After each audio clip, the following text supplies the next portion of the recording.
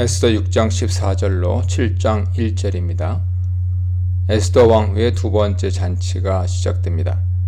하만의 친구들과 그 아내가 하만에게 닥칠 불길한 예감을 말하고 있을 때 왕의 내시들이 도착하여 에스더의 두 번째 잔치에 하만을 서둘러 데려갔습니다.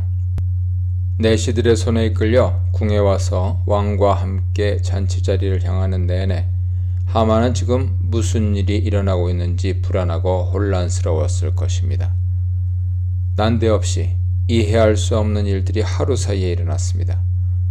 불과 몇 달 전만 해도 하만은 왕으로부터 나라의 최고 자리로 승진했으며 눈에 가시 같던 모르드게와 그의 민족을 진멸할 허락을 왕으로부터 받아냈습니다. 친구들과 아내에게 자기의 성공에 대해 떵떵거리며 자랑할 때가 어제 아니었습니까? 이제 모르드게만 처치하면 근심 걱정이 다 사라질 찰나였습니다. 그런데 왕후의 첫 잔치를 갔다 온 후 자신을 둘러싼 일들이 하나 둘씩 꼬이기 시작했습니다. 바로 전날 밤 또는 이날 새벽 하만은 왕에게 모르드게의 처형을 허락받으러 궁에 갔다가 뜻하지 않게 모르드게를 왕처럼 떠받들게 되고 그를 위해 광장에서 행진하다가 돌아왔습니다. 모르드게와 백성으로부터 심한 모욕을 당한 하만은 매우 비통해하며 집으로 돌아왔고 집에서조차 측근들에게 자신의 몰락을 예감하는 소리를 들었습니다. 이제 왕후의 두 번째 잔치가 시작되는데 과연 무슨 일이 하만을 기다리고 있을까요? 2절로 4절입니다. 두 번째 잔치에 온 왕은 처음과 마찬가지로 에스더의 요청이 무엇인지 묻고 어떤 것이든 나라의 절반이라도 주겠다고 약속했습니다. 이번에는 왕후 에스더라고 부르며 왕으로서 왕후에게 정식으로 요구를 들어줄 것을 암시합니다. 에스더의 소청과 요구는 내 생명과 내 민족을 내게 주소서로 요약되었습니다. 이 두 요청은 사실상 하나의 요구인 유다인의 구원을 의미합니다. 여기서 내 생명과 내 민족의 두 억구는 뗄 수 없는 관계로 에스더가 유다인임을 암시적으로 표현하는 말입니다. 에스더는 왕의 아내인 자기가 내 생명이라 했죠. 이 민족, 내 민족에게 속했음을 왕에게 호소합니다. 아이러니한 점은 3, 4절의 에스더의 대답에 유대인이란 단어는 결코 나오지 않는다는 것입니다. 에스더는 끝까지 자기가 어느 민족인지 직접적으로 말하지 않습니다. 이는 자기 민족을 발설하지 말라는 모르드게의 명령이 지속되는 것처럼 나타나서 문학적인 재미를 더해줍니다. 에스더는 왕에게 유다인의 생명을 요구하면서 하만의 고소 내용, 왕의 법률 불복종, 유다인 법률 고수에 대해 변론하거나 설명하지 않고 오로지 자기 민족이 팔렸음을 두 번 언급하며 강조합니다. 이는 하만이 1만 달란트나 되는 거금을 국고에 달아주겠다고 왕에게 약속함으로써 유다인 진면을 매수했고 왕의 허락을 유도했음을 암시합니다. 하만의 주목으로 모르드게가 에스더에게 전달해준 내용 또한 이 점을 담고 있었습니다. 에스더는 유다인이 팔린 목적이 죽임당하고 도륙당하고 진멸되는 것이었다고 강조합니다. 이 표현은 하만이 왕의 서기관들을 시켜 쓰게 한 유다인 진멸 조서의 내용, 곧 모든 유다인을 죽이고 도륙하고 진멸하라를 순서 그대로 인용한 것입니다. 왕후의 입에서 이 내용이 인용되었을 때 하만의 심장은 얼어붙었을 것입니다. 에스더가 자신이 계획한 조서의 내용을 같은 단어와 같은 순서로 인용했기 때문이죠.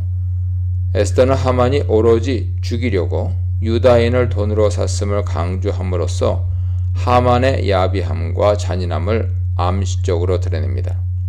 또한 에스더는 유다인을 죽이거나 노비로 삼는 것이 결국은 왕에게 막대한 손실임을 지적합니다. 여러 민족이 섞여 사는 나라에서 한 민족을 제거하는 것은 나머지 민족에게 왕에 대한 일시적인 두려움을 갖게 할 수 있으나 결국은 반감과 반역을 키우는 불씨가 될 것입니다. 또 설령 유다 민족 전체가 남녀를 가리지 않고 노비로 팔려 구매자의 손에 넘어간다면 그들은 그 구매자의 소유가 되어 그를 주인으로 섬기게 될 것이고 왕은 그만큼의 백성을 잃게 됩니다. 게다가 왕은 경제적, 사회적, 정치적인 면에서도 유다 민족에게서 얻을 수 있는 모든 기회와 이득을 잃게 되어 큰 손해를 보게 될 것입니다. 5절로 7절입니다. 감히 이런 일을 심중에 품은 자가 누구며 그가 어디 있느냐 하는 왕의 물음에 에스더는 대적과 원수는 하만임을 밝힙니다. 에스더는 하만을 악한 하만으로 칭함으로써 그가 악인임과 그가 꾸민 것 모두가 악행임을 지적합니다. 조마조마했던 하만은 에스더가 자기를 지목하자 왕과 에스더 앞에서 두려움에 사로잡혔습니다. 하만은 왕후가 유다인일 줄은 상상도 못했습니다. 자기가 진멸하려 했던 민족이 왕후의 민족일 줄 누가 알았습니까? 왕은 하만의 정체가 밝혀지자 진노했습니다. 왕은 잔치자리에서 일어나 후원으로 나감으로써 자신의 분노를 표현했습니다. 에스더서에서 왕의 진노, 해만은 와스디 왕후에게 처음 언급되었고 그 결과 왕후의 폐위로 이어졌습니다. 이제 왕의 진노가 두 번째로 하만에게 언급되었으므로 이제 곧 하만에게 재앙이 닥칠 것을 예상하게 합니다. 왕이 후원에 나간 사이 하만은 왕을 쫓아가 변명하거나 빌지 않고 일어나 에스더에게로 가서 목숨을 구걸했습니다. 8절로 10절입니다. 후원으로 나갔던 왕이 잔치자리로 되돌아왔습니다. 돌아왔다는 말은 단순히 장소의 이동만이 아니라 복잡하고 혼란한 상황에서 왕의 마음이 어느 정도 진정되었음을 함축합니다. 그러나 돌아왔을 때 자기 앞에 펼쳐진 광경은 마치 하만이 에스더가 앉은 걸상 위에 엎드려 있는 모습이었습니다. 여기서 엎드렸다, 나팔이라는 단어는 하만의 친구들의 불길한 예측에 두 번이나 나왔다는 단어로서 하만이 유다인 모르드게를 이길 수 없고 그 앞에서 반드시 엎드러질 것이란 말이 성취되었음을 보여줍니다. 에스더 앞에 엎드려 생명을 구걸하고 있는 하만의 모습은 왕의 눈에 왕후를 강간하려는 시도로 비춰졌습니다. 이런 오해는 왕의 진노를 부추기고 하만의 죄목을 늘렸으며 하만의 심판을 앞당겼습니다. 그리고 강간까지 하고자 하는가라는 왕의 말에 신하들은 하만의 얼굴을 덮었습니다.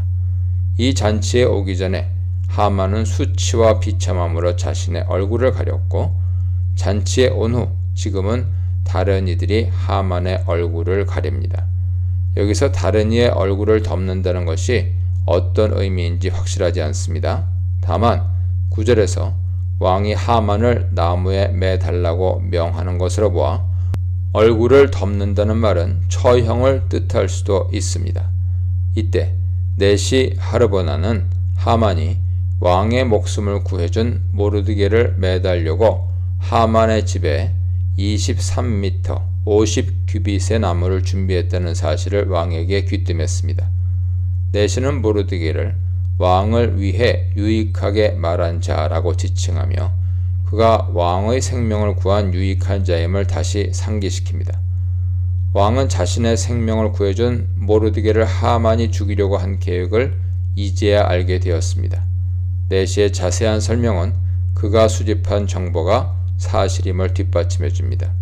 왕은 하만이 모르드게를 매달려고 준비한 그 나무에 하만을 대신 매달라고 명했습니다.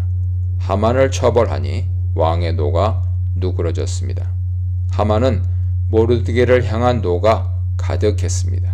그러나 모르드게를 처벌하여 자신의 노를 누그러뜨릴 기회는 결코 하만에게 찾아오지 않았습니다. 순식간에 추락하는 하만, 목숨을 걸고 동족의 구원을 강구한 에스더, 추락하기 위해 올라간 하만에 대해 묵상해 보시기 바랍니다.